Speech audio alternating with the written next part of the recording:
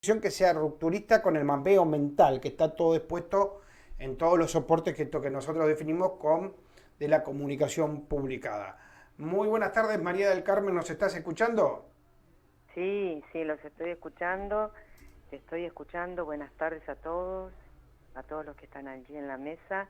Y bueno, y te estaba escuchando en la introducción que estabas haciendo, que es muy interesante, sobre todo en ese punto que estás remarcando, Sí, que es el hecho que ha sucedido y esta reacción casi masiva, ¿no? Que ha pasado en los medios y por ende en la opinión pública, ¿no? sí, la Es opinión pública que también, que también está con este condicionante de opinión publicada, ¿no? absolutamente, absolutamente, porque está fogoneada por los medios, ¿no? Claro. Y bueno, un día, dos, tres, y los detalles van como sumando capítulos de una novela escabrosa, porque son detalles escabrosos, como se como que van despertando cada vez más apetito, ¿no? Sí, sí, Como hay esas películas.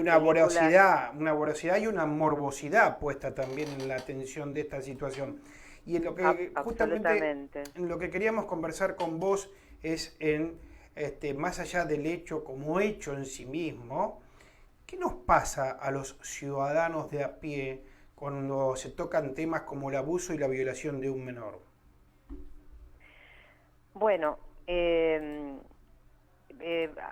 general estas reacciones también son parecidas a las que hay y que comenzaron a ver últimamente, desde hace un par de años, con temas como el femicidio, con el tema de, bueno, de la violencia como una guerra o como ese tipo de cosas, pero en el caso de los menores de edad, de los ataques sexuales a un menor de edad, es como que es mucho más revulsiva y remueve cosas muy profundas en todas las personas, en las familias, en cada persona individualmente, por muchos motivos, pero eh, básicamente como primordial yo diría que es a qué fantasías remite, digamos, en la población, ¿no?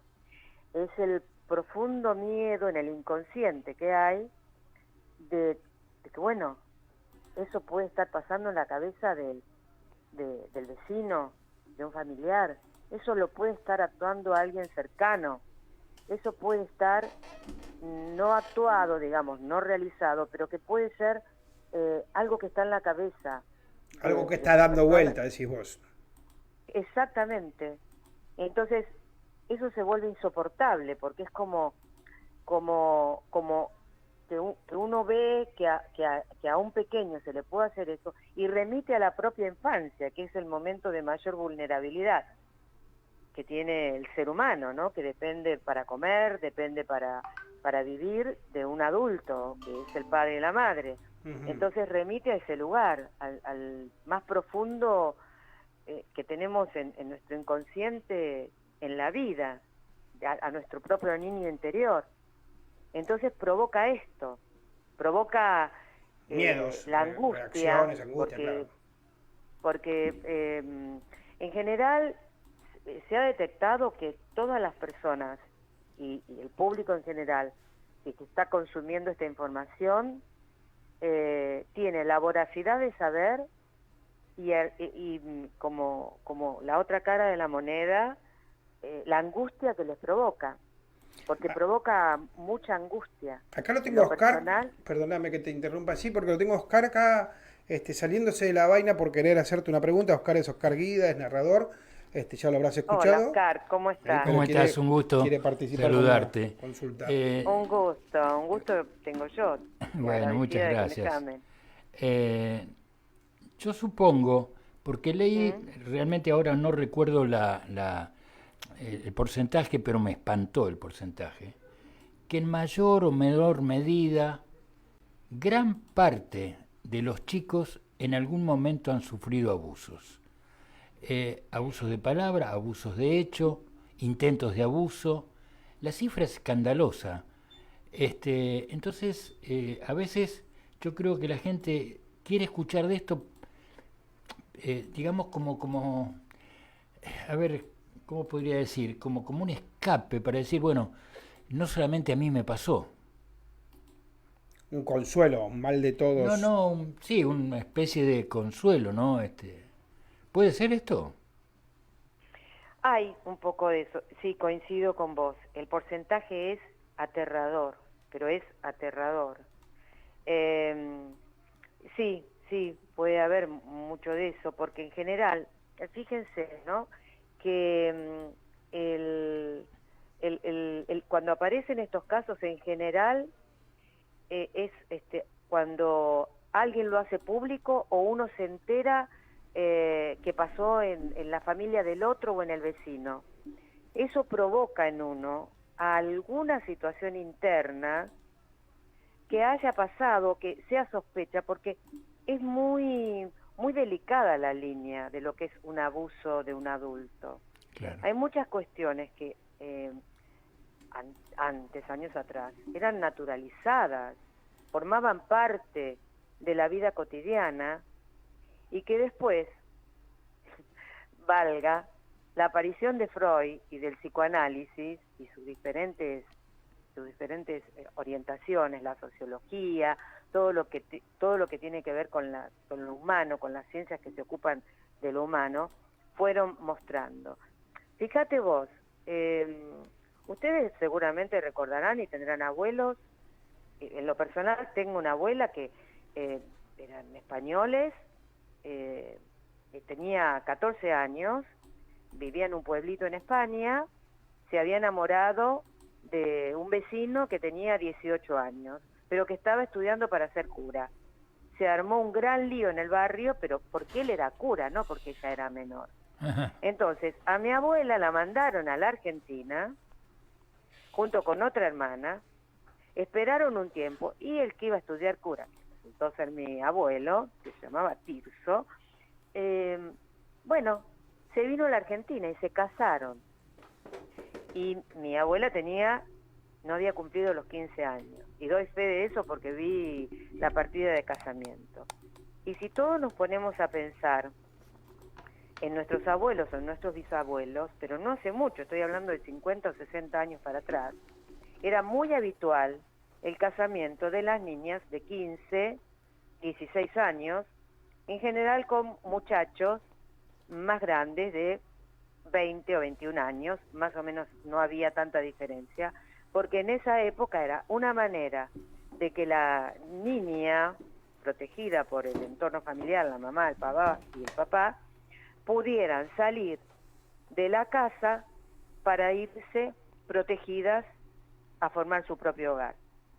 Pero en esa época no se había tomado conciencia o no se tenía información de qué sucedía o de qué sucede en el cuerpo y en la psiquis de una niña de 14, 15 años.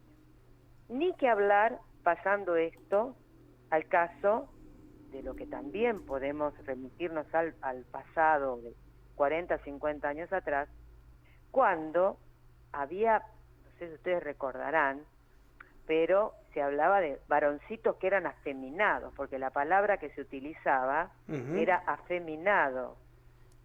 Y que entonces, eso sucedía en los barrios, sucedía en los pueblos pequeños, y que eran objeto, y se sentían los hombres de los pueblos o de los barrios, se sentían con el derecho de acceder o de tener algún tipo de contacto con ese niño que se manifestaba a los 7, 8, 9 años con características afeminadas, porque eso sucede ahora, imagínense que sucedió siempre. Entonces, es muy real lo que vos estás planteando. Aparece toda esa cuestión en la fantasía de las personas, y por eso esta angustia. Que es una angustia colectiva también, ¿no?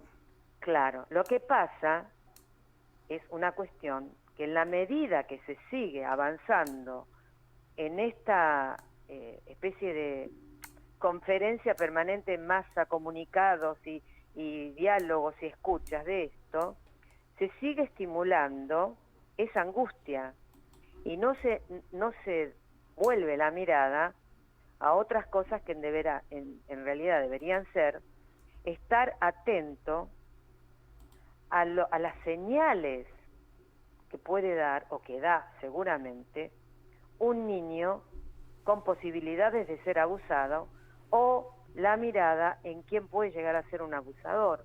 En la medida que estemos mirando para afuera, para el afuera, que es un personaje público, famoso y todo eso, no vamos a poner la mirada en lo que pasa en la intimidad de un hogar, o en una escuela, en un barrio, en un pueblo, en una ciudad, en lo que somos como sociedad.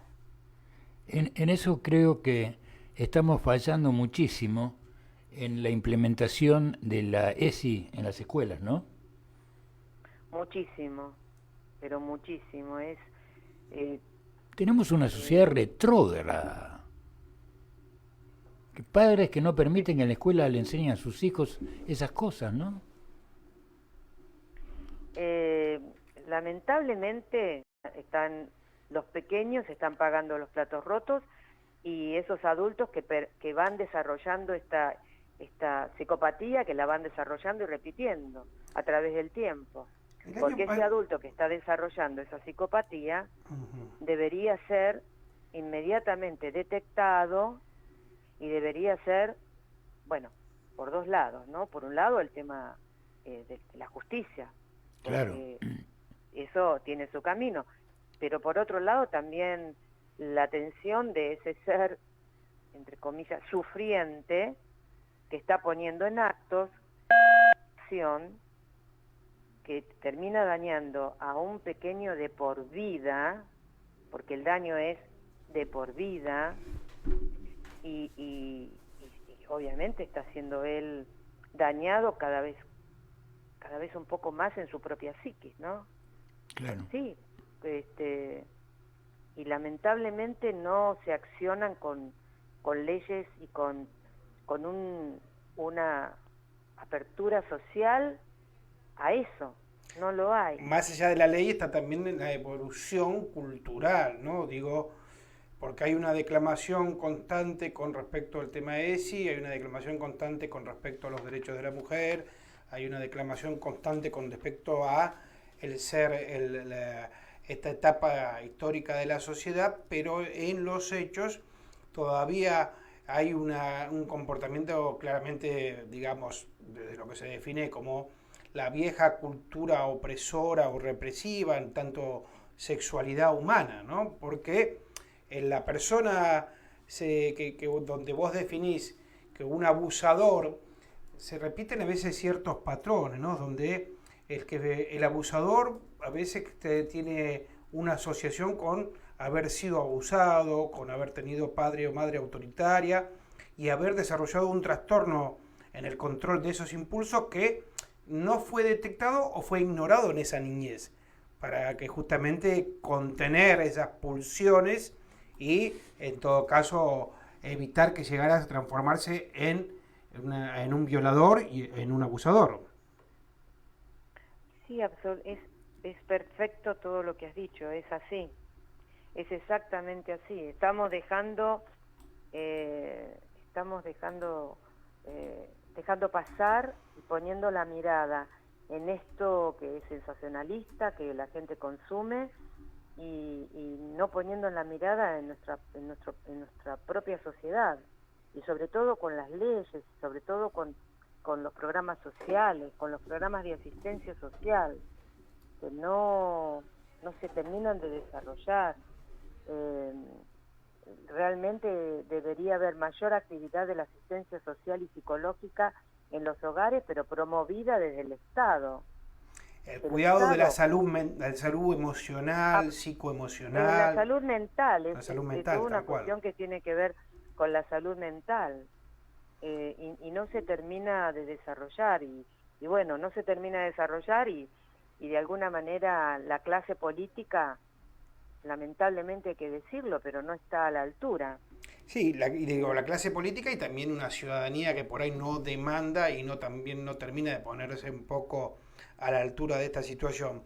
Volviendo al tema de el abusador, en este caso el violador, cuando viene de lo que habíamos mencionado anteriormente, de haber sufrido una infancia de violación.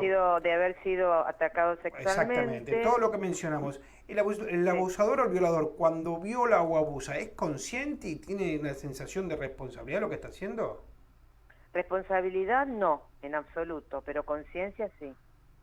El abusador no es consciente en el sentido del daño que está haciendo y del daño permanente que está realizando, pero sí es consciente de lo que está haciendo, sí, porque eso le provoca, y ahí está la diferencia entre deseo y goce, le produce un goce, que es como la parte loca, el aspecto psíquico que está enfermo, lo termina expresando en ese acto. Por lo tanto, bueno, eso se va desarrollando desde la infancia. En la infancia hablamos de 3 o 4 años, y lo importante que sería estar atento a eso, a los actos de agresividad de un pequeño, de un niño, cuando el chico puede ser víctima de lo que puede ser testigo. Hay una cuestión que también tiene que ver con la promiscuidad que el niño puede ver representada en su hogar, ¿no? Claro. Sí. Entonces, al no estar claro los límites de lo que es sano o no es sano, de lo que está bien, digamos todo esto entre comillas, está bien o está mal, entonces eso se va llevando a través de la adolescencia y de la temprana juventud y sigue para adelante. Y en esto de las edades, viste que está muy en discusión en relación puntualmente al caso de Jay Mamón con la denuncia de Lucas Benvenuto, el hecho de si las relaciones se produjeron cuando el niño tenía 14 años o cuando el niño tenía 16 años. ¿Cuál es la diferencia en ese proceso evolutivo de un menor? Bueno, mira, eso está muy, digamos, como estudiado en el sentido que se ha abordado y que el psicoanálisis y la psicología lo viene abordando hace años, y está muy bien determinado las etapas del desarrollo de la sexualidad en el niño. Son diferentes etapas, está la etapa oral, diferentes etapas. Y llega a una etapa que comienza entre los 12, los 13, 14 años, donde el niño toma conciencia de su sexualidad, pero a nivel físico y a nivel psicológico no tiene la capacidad del ejercicio de esa sexualidad. Imagínate más o menos como una persona, un niño, que le gusta la natación, pero tiene que aprender a nadar y aprender a practicarla. Porque si no sabe nadar, si no sabe cómo manejar su cuerpo, sus piernas, sus brazos, cómo respirar, no está en condiciones de tirarse al agua. Y eso sucede con un niño de 13 y 14 años. A partir de los 14 años, y esto no es una cifra casual, sino que tiene que ver con todo lo que se ha desarrollado a través de los años 40, 50, de la psicología, porque la psicología se ha desarrollado, trabaja mucho, hay muchos talleres, hay gente muy dedicada a esto, y no estoy hablando del inicio del psicoanálisis de Freud. Siguen sucediéndose personas que trabajan mucho. Nosotros en la Argentina tuvimos a un pionero de todo esto, que fue Pichon Rivière, que fue el primer psicoanalista de la Argentina, el creador de la Asociación Argentina de Psicoanálisis, y que fue un pionero de la psicología social, y que después de allí empezó a desarrollarse la psicología, el psicoanálisis. Bueno, sabemos que la Argentina es el país de mayor psicoanalizados y de mayor psicoanalistas que hay, ¿no?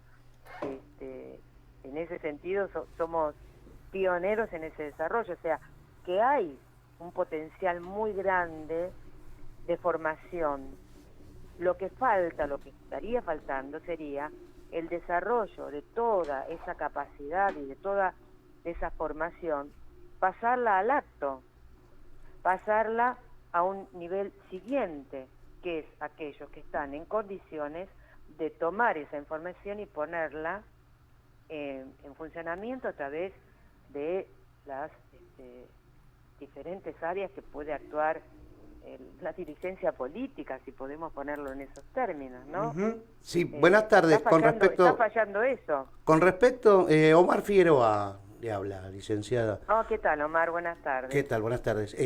Atentamente, siguiendo el reportaje que está haciendo acá mi compañero Fernando, yo tuve la suerte de poder incursionar en la psicología social. De hecho, me he recibido de operador comunitario en psicología social de la escuela de Pichón Rivière.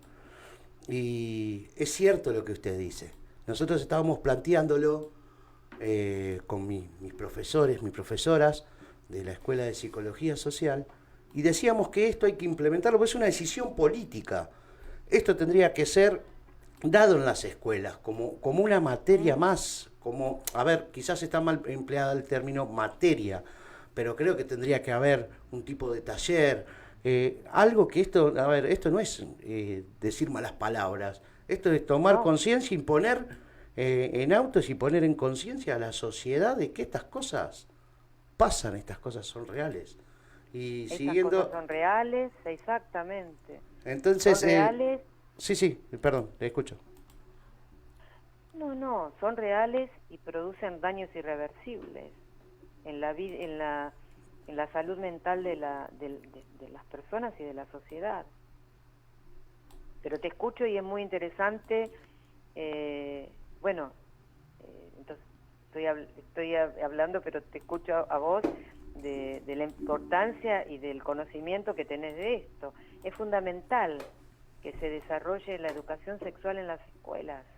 Es fundamental. Hay que implementarlo.